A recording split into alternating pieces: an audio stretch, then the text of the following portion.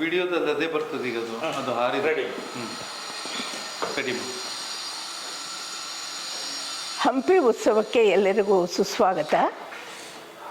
ನನ್ನ ಕೆಲವು ಅನಿಸಿಕೆಗಳನ್ನು ನಿಮ್ಮ ಜೊತೆಯಲ್ಲಿ ಹಂಚ್ಕೊಳ್ಬೇಕು ಅಂತ ಹೇಳಿ ನಾನು ಇಲ್ಲಿ ನಿಮ್ಮ ಮುಂದೆ ಇದ್ದೇನೆ.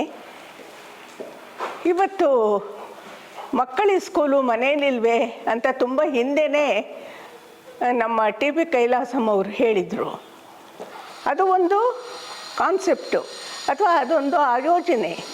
ಅದು ಮಕ್ಕಳನ್ನು ಮನೇಲಿ ಬೆಳೆಸತಕ್ಕಂತಹ ತಂದೆ ತಾಯಿಗಳ ಜವಾಬ್ದಾರಿನೂ ಹೌದು.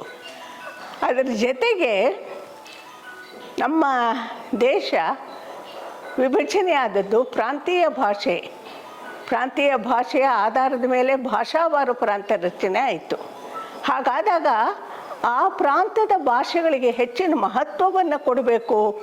ಆ ಭಾಷೆಯಿಂದಲೇ ಸಮಸ್ತ ಇತಿಹಾಸ ನಮಗೆ ಆ ನಾಡಿನ ಇತಿಹಾಸ ತಿಳಿಯತಕ್ಕಂಥದ್ದು ಅನ್ನೋ ಉದ್ದೇಶದಿಂದ ಭಾಷಾವಾರು ಪ್ರಾಂತ್ಯವನ್ನು ರಚನೆ ಮಾಡಿದ್ರು, ಸಂವಿಧಾನ ರಚನೆ ಮಾಡ್ತು. ಹಾಗಾಗಿ ಇವತ್ತು ನಮ್ಮಲ್ಲಿ ಸುಮಾರು 22-23 ರಾಷ್ಟ್ರ ಭಾಷೆಗಳಿದ್ದಾವೆ. ಅವೆಲ್ಲ ರಾಜ್ಯ ಭಾಷೆಗಳಲ್ಲ. ಕೇವಲ ಹಿಂದಿ ಮಾತ್ರ ರಾಷ್ಟ್ರ ಭಾಷೆ ಅಂತ ಭಾವಿಸ್ಕೊಂಡು ನಾವು ಭ್ರಮಿಸ್ತಾ ಇದ್ದೀವಿ. ಅದು ತಪ್ಪು. ಎಲ್ಲ ರಾಜ್ಯಗಳ ಪ್ರಾಂತೀಯ ಭಾಷೆಯೂ ಸಹ ಅದು ರಾಷ್ಟ್ರ ಭಾಷೆ ಆಗಿರ್ತಕ್ಕಂಥದ್ದು. ನಮ್ಮ ಕನ್ನಡ ನಾಡಿನಲ್ಲಿ ಕನ್ನಡ ರಾಷ್ಟ್ರ ಭಾಷೆ ಆಗಿದೆ.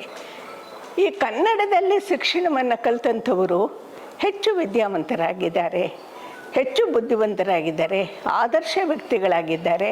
ಇದನ್ನು ನಾವು ಉದಾಹರಣೆಯಾಗಿ ತೆಗೆದುಕೊಳ್ಬೇಕಾಗತ್ತೆ. ಈಗ CNR ರಾವ್ ಅವರು ಎಂತಹ ಅದ್ಭುತ ವಿಜ್ಞಾನಿ. ಅವರು ಕನ್ನಡ ಮಾಧ್ಯಮದಲ್ಲಿ ನಾನು SLC ಓದಿದ್ದು ಅಂತ ತುಂಬ ಹೆಮ್ಮೆಯಿಂದ ಹೇಳ್ಕೊಳ್ತಾರೆ. ಹಾಗೆ ನಮ್ಮ H ನರಸಿಂಹಯ್ಯನವರು ಬೆಂಗಳೂರು ವಿಶ್ವವಿದ್ಯಾನಿಲಯದ ಕುಲಪತಿಗಳಾಗಿ ನಿವೃತ್ತರಾದಂಥವರು. ಅವರೂ ಸಹ ಕನ್ನಡ ಮಾಧ್ಯಮದಲ್ಲಿ ಓದ್ಕೊಂಬಂದವರು.